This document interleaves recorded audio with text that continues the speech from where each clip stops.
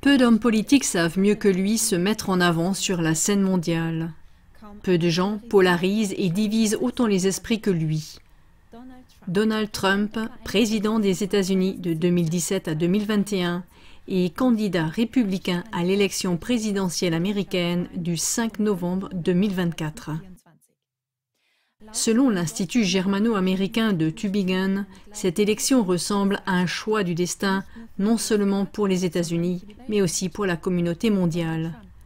Donald Trump, salué par certains comme le nouveau Messie qui assèche le marais, craint par d'autres comme un destructeur de démocratie et un propagateur de haine, n'est pour d'autres encore que le jouet des puissants dont il fait avancer l'agenda mondial. Qui est Donald Trump et quel rôle joue-t-il dans les affaires mondiales?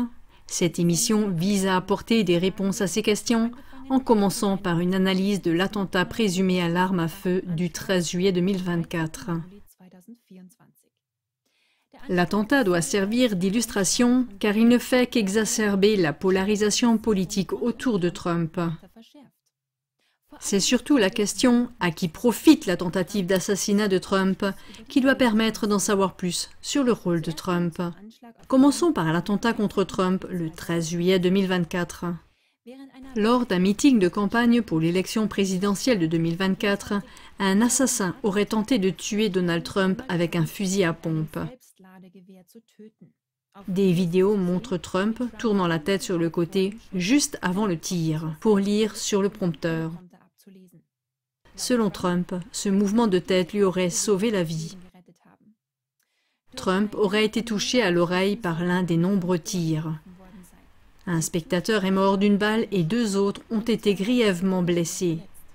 Peu de temps après, l'auteur présumé de la tentative d'assassinat a été tué par un tireur d'élite des services secrets. Les analyses du déroulement des faits ont montré des incohérences parfois flagrantes et ont soulevé de nombreuses questions. Cela a donné lieu à des spéculations et laisse beaucoup de choses dans le flou. On ne peut même pas répondre avec une certitude absolue à la question de savoir si et dans quelle mesure il s'agissait d'une mise en scène. Selon différentes expertises, le sang sur l'oreille de Trump pourrait également être du faux sang. On trouvera ci-dessous quelques-unes des nombreuses incohérences et bizarreries. Incohérences et bizarreries. Le FBI a identifié le tireur. Il s'agirait de Thomas Matthew Crooks, âgé de 20 ans. Même les médias à sensation l'ont qualifié de piètre tireur. Quelle est la probabilité qu'il ait tué Trump avec un fusil à pompe enregistré au nom de son père à une distance d'environ 120 mètres si celui-ci n'avait pas tourné la tête? Il convient également de mentionner une vidéo montrant Crooks jouant le rôle d'un figurant non rémunéré dans un spot publicitaire de BlackRock, le plus grand gestionnaire d'actifs au monde. Avant même le coup de feu, des partisans de Trump avaient repéré l'assassin et informé les forces de sécurité. Un policier serait alors monté sur le toit. Lorsque Crooks a pointé son arme sur lui, il serait redescendu. Comment est-il possible que Trump ait pu commencer son discours malgré le danger imminent? Et pourquoi les tireurs d'élite du Secret Service n'ont-ils pris Crooks pour cible qu'au moment où celui-ci aurait déjà tiré sur Trump?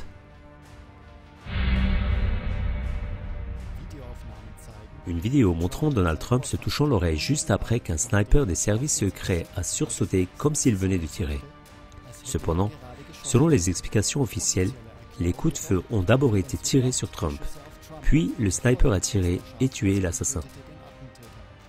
Se pourrait-il que le sniper ait tiré quelque part pour faire croire qu'on avait tiré sur Trump à ce moment-là?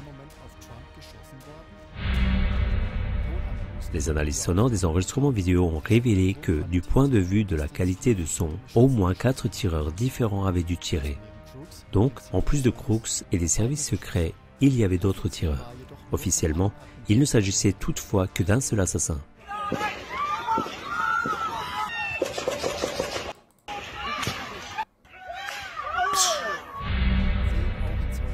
10 témoins oculaires avaient confirmé que quelqu'un se trouvait sur le château d'eau au moment où des coups de feu ont été tirés. Une vidéo montre une silhouette sur le château d'eau se déplaçant d'avant en arrière pendant les tirs. Une analyse de la ligne où des coups de feu réels ont été tirés et où un homme a été tué conclut que les tirs n'ont pas pu provenir de l'emplacement de Crooks. Trump a rapporté lors de la convention du parti 2 jours après l'attentat que sa main était pleine de sang. Cependant, les vidéos ne montrent pas de sang sur sa main. Une série de photos de Trump, le poing levé, prises par le photographe de la paix et lauréat du prix Pulitzer Evan Vucci, juste après l'attentat, a rapidement été diffusée dans le monde entier. L'auteur et expert financier allemand Ernst Wolf a résumé la situation de la manière suivante. Et que Trump se soit levé comme ça et immédiatement levé le poing en l'air et que les images soient apparues avec le drapeau américain en arrière-plan, je dois dire qu'aucun réalisateur n'aurait pu mieux le mettre en scène. J'ai des doutes sur toutes les versions qui circulent. Donc la seule chose que je sais, c'est que tout cela sent en quelque sorte l'incident produit, c'est-à-dire une mise en scène. Ce ne sont là que quelques-unes des nombreuses bizarreries sur lesquelles nous ne reviendrons pas ici. Mais la question se pose de savoir pourquoi les médias dits de qualité n'explorent pas des explications plausibles. Au lieu de cela, ils ne savent rien faire de mieux que de rejeter immédiatement toute tentative d'explication comme étant une théorie du complot. Les incohérences frappantes pourraient-elles faire partie d'un plan visant à semer la confusion, à susciter des controverses et à détourner l'attention de l'essentiel avec des détails qui font perdre du temps? Cela doit être pris en compte dans la suite de l'analyse. Pour aller plus loin dans la mise en lumière de qui pourrait être derrière tout cela, nous allons nous pencher sur la question suivante. À qui profite la tentative d'assassinat sur Trump? À qui profite l'assassinat de Trump? Il sert en premier lieu la campagne électorale de Donald Trump. Les coups de feu ont été tirés 2 jours avant le début de la convention d'investiture du Parti républicain, lors de laquelle Trump a été réélu candidat à la présidence des Républicains. Ernst Wolf a déclaré à ce sujet. Et je sais que tout cela profite en tout cas avant tout de manière superficielle à la campagne électorale de Donald Trump. Il est considéré comme un saint dans le Midwest en ce moment. Il a survécu à cela. Dieu a donc la main sur lui. Et il a fait preuve d'une force incroyable car il s'est tout de suite relevé et a immédiatement levé la main. Il est considéré comme un héros dans le Sud. Et cela lui apportera certainement de très nombreux votes.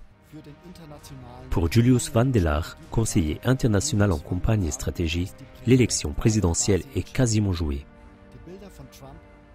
Les images de Trump tendant le poing après l'attentat et s'adressant à son public disant « Fight, fight, fight », battez-vous, battez-vous, battez-vous, sont un moment iconique et probablement décisif pour les élections, dit Van der Laar.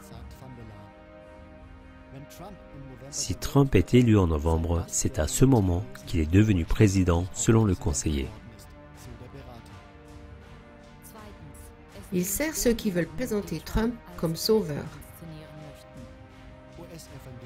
Les évangéliques américains et autres partisans de Trump ne laissent aucun doute sur le fait que de véritables coups de feu ont dû être tirés sur Trump. La main protectrice de Dieu était sur lui, a par exemple dit le président de l'influente association évangélique Billy Graham. L'attentat manqué a permis à certains milieux religieux d'acclamer Trump comme un martyr et un messie. Le rabbin Isser Zalman Weisberg, qui travaille notamment comme écrivain pour le Chabad Lubavitch Media Center, donne une analyse religieuse à l'attentat contre Trump. Dans un message vidéo du 24 juillet 2024, il a expliqué: L'oreille droite du candidat à la présidence Trump a été blessée comme geste symbolique selon Exode 21, verset 6. Il y est dit qu'un serviteur qui veut rester avec son maître doit se faire percer l'oreille droite. Trump a été désigné comme le serviteur est loin de Dieu, tout comme Cyrus le Grand il y a près de 2400 ans. Weisberg poursuit en expliquant que l'échéance finale pour la rédemption sera le 2 octobre 2027, soit pendant le mandat de Donald Trump. Il a de bonnes raisons de croire que Donald Trump a été choisi pour offrir son aide à la reconstruction du Saint-Temple de Jérusalem et à l'instauration du royaume juif sur le monde entier. Le journaliste britannique David Icke commente les explications du rabbin Weisberg sur les réseaux sociaux X. Citation. Certains qualifieraient cela de folie. D'autres diraient que c'est exactement le plan. Et vous? Il sert à ceux qui veulent renforcer l'appareil de sécurité, c'est-à-dire la surveillance. Ernst Wolf a déclaré à ce sujet. Tout le monde est donc soudainement d'accord. Nous devons en tout cas empêcher de tels incidents. Et qu'est-ce que cela signifie? La sécurité doit être renforcée. Nous devons nous réarmer en interne, c'est-à-dire à l'intérieur. Cela signifie donc que nous devons renforcer l'armée, nous devons renforcer la police. Et tout cela ne m'étonne pas, bien sûr, quand on a un agenda en arrière-plan qui ne va pas du tout plaire aux gens. Et je pense que si Trump arrive au pouvoir, il y aura très vite un très mauvais réveil pour de très nombreux Américains. Et il faut bien sûr s'y préparer. Il faut donc équiper correctement tout l'appareil de sécurité. Et c'est bien sûr à cela que servent des événements comme cet attentat, car l'appel à plus de sécurité va en tout cas résonner très fort en Amérique maintenant. Il sert de diversion à ceux qui veulent introduire la monnaie numérico-financière. Ernst Wolf. Il est toujours important de savoir qui en profite en arrière-plan. Et en arrière-plan, c'est le complexe numérico-financier qui en profite en ce moment. Car justement, ces derniers jours, tous les regards sont à nouveau tournés vers cet attentat. Tous les gens sont ainsi pratiquement conditionnés à croire que la politique est si importante. Plus personne ne regarde le système financier. Plus personne ne regarde ce qui se passe dans l'économie. Et là, on peut bien sûr manipuler et préparer en ce moment et faire tout ce qui est possible pour continuer à faire avancer le grand agenda en arrière-plan. Et le grand agenda en arrière-plan n'est rien d'autre que l'introduction de la monnaie numérique de la Banque centrale. Il sert à ceux qui veulent diviser la société par le chaos pour faire avancer leur agenda selon le principe diviser pour mieux régner. Ernst Wolf a déclaré à ce sujet. Parce que donc l'économie des États-Unis est sous pression, le système financier est sous pression. On attend juste que BlackRock donne son feu vert à un moment donné, que le système financier s'effondre et qu'on nous propose alors la nouvelle monnaie, les CBDC, la monnaie numérique de Banque centrale. Et pour que tout cela se passe, il faut premièrement diviser incroyablement les gens. C'est à cela que sert cet attentat. Et deuxièmement, il faut mettre les bonnes personnes aux bonnes places. Et avec J.D. Vance, c'est bien sûr un représentant du complexe numérico-financier qui a été placé directement dans l'un des postes de commande du pouvoir politique. Il est indéniable que cette tentative d'assassinat raté a encore aggravé la polarisation politique aux États-Unis. Le retrait du président sortant Joe Biden 8 jours après l'attentat contre Trump et la nomination de Kamala Harris ont véritablement relancé la campagne électorale. Un coude à coude très disputé se profile à l'horizon. L'attaque de Trump, qu'elle soit orchestrée ou non, ressemble à de l'huile jetée sur le feu, et pas seulement entre démocrates et républicains aux États-Unis. Les avis sur l'attentat de Trump divergent également entre la droite et la gauche dans le monde entier, et même dans les milieux du dévoilement. Est-ce simplement dans la nature des choses? Est-ce une coïncidence ou est-ce un calcul délibéré? Le fait qu'il pourrait très bien s'agir d'un calcul délibéré ressort de la stratégie politico-sociologique divide et impera, du latin « diviser pour mieux régner », pratiquée depuis des siècles. L'un des ennemis divise le groupe à vaincre en sous-groupes. Ces sous-groupes se combattent mutuellement au lieu de s'unir contre l'ennemi commun. C'est ainsi qu'un ennemi parvient à établir son agenda et sa domination. Et c'est précisément ce phénomène que des lanceurs d'alerte renommés observent dans la politique mondiale actuelle. Voici une sélection de ces voix. Interview d'Ernst Wolf sur l'attentat de Trump. C'est exactement comme aux États-Unis. Il y a Biden d'un côté, il y a Trump de l'autre. Chez nous, il y a d'un côté M. Scholz, M. Habeck et Mme Baerbock. De l'autre, il y a l'AfD. Tout le monde joue un grand jeu. David Icke, dans sa conférence à la 20e AZK, Relations entre la tyrannie mondiale et ses ruses de guerre. Vous voyez, c'est la grande arnaque. En politique, il y a la gauche contre la droite. Et en arrière-plan, ils sont tous amis. Je veux dire, certains d'entre eux peuvent vraiment être en désaccord. Mais beaucoup d'entre eux, les personnes clés, sont des amis. Donc, ce que nous voyons en termes de politique, gauche et droite, c'est du théâtre. C'est du théâtre de divertissement, non? Mais cela doit nous permettre de continuer à croire au système politique et, en votant tous les 4 ou 5 ans, à croire que nous avons en quelque sorte le contrôle sur qui dirige le gouvernement.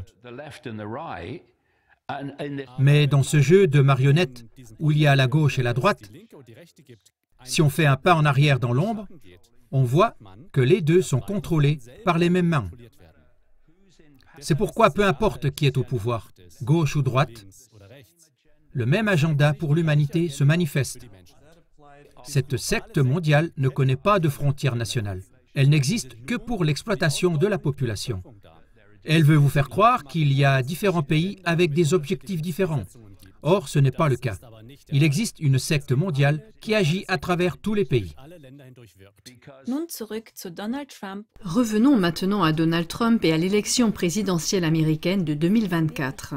Est-ce vraiment la vérité que tout cela s'apparente à un jeu de marionnettes et que, finalement, peu importe qui sera élu 47e président des États-Unis? Whitney Webb, journaliste d'investigation américaine de renom, avertit avec force que les républicains et les démocrates sont influencés par les mêmes puissants oligarques et plaide pour une remise en question critique du système politique.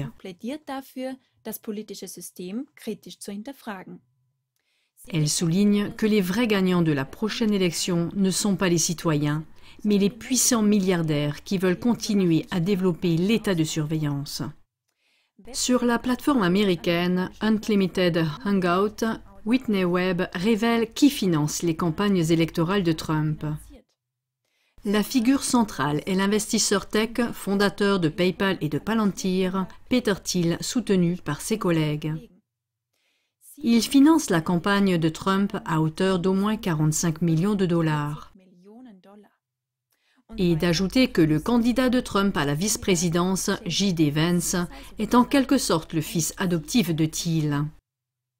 Whitney Webb explique également que les démocrates sont soutenus par l'ancien PDG de Google, Eric Schmidt, plutôt que par Thiel. Schmidt et Thiel sont tous deux coprésidents de l'influent club Bilderberg.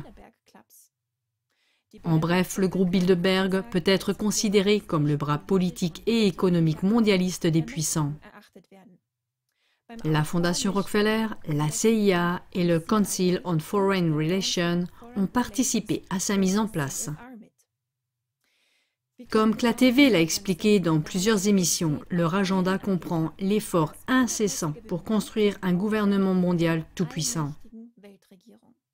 Cela doit être réalisé à l'aide de l'introduction de la monnaie numérique de la Banque centrale, d'un système de surveillance et d'exclusion, d'une politique de vaccination avec des vaccins à ARNM, d'une politique de raquettes climatiques et à l'aide du complexe militaro-industriel.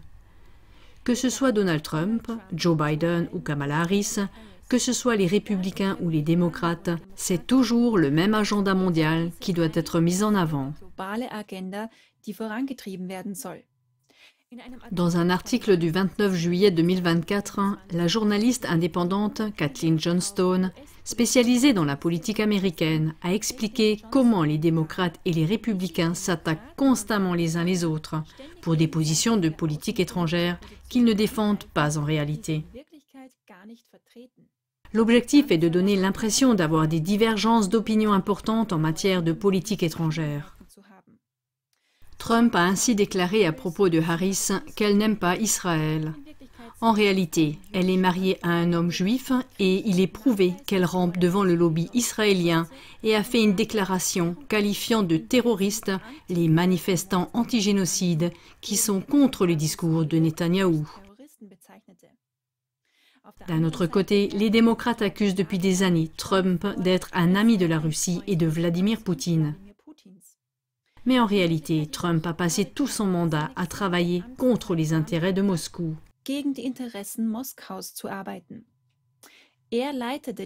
Il a lancé l'armement de l'Ukraine, déchiré les traités nucléaires, introduit sanctions sur sanctions contre la Russie, bombardé et occupé la Syrie, et bien d'autres choses encore. En réalité, tant les démocrates que les républicains sont plus ou moins d'accord sur toutes les questions importantes de politique étrangère, selon Kathleen Johnstone. Trump s'est polarisé comme personne. On ne peut pas non plus prendre pour argent comptant sa déclaration selon laquelle il mettrait rapidement fin à la guerre en Ukraine en cas de second mandat. Le journaliste américain Ben Norton, spécialisé en géopolitique, a démontré dans un documentaire de 55 minutes comment Trump, quand il était président, était en réalité un belliciste. La vidéo donne un aperçu du soutien de Trump à Israël et à l'Ukraine, ainsi que de sa politique agressive envers la Chine, la Russie, la Palestine, l'Iran, l'Irak, la Syrie, l'Afghanistan, le Yémen, la Bolivie, le Venezuela, le Nicaragua et Cuba. On pourrait dire exactement la même chose de n'importe quel président démocrate, que ce soit Barack Obama, Joe Biden ou Kamala Harris. Kathleen Johnstone compare les différences superficielles entre républicains et les démocrates au bijoutier de la nouvelle de John Steinbeck, La Perle.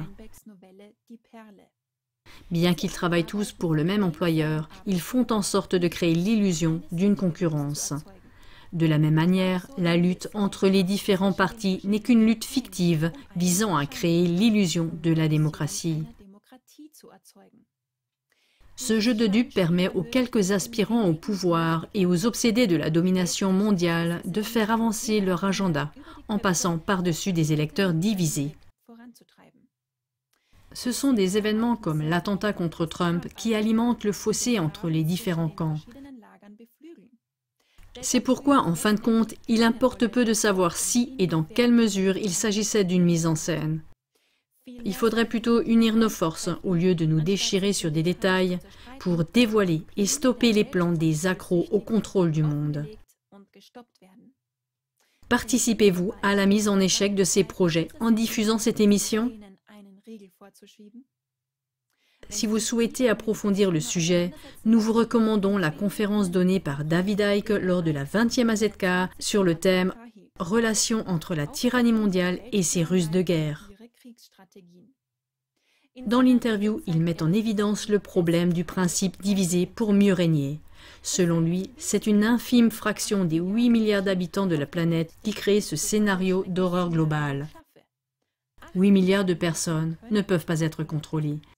Ces quelques tireurs de ficelles créent donc différents partis et systèmes de croyances afin de pouvoir diviser et dominer les 8 milliards. Dans cette conférence de 75 minutes, vous découvrirez également la solution proposée par David Icke.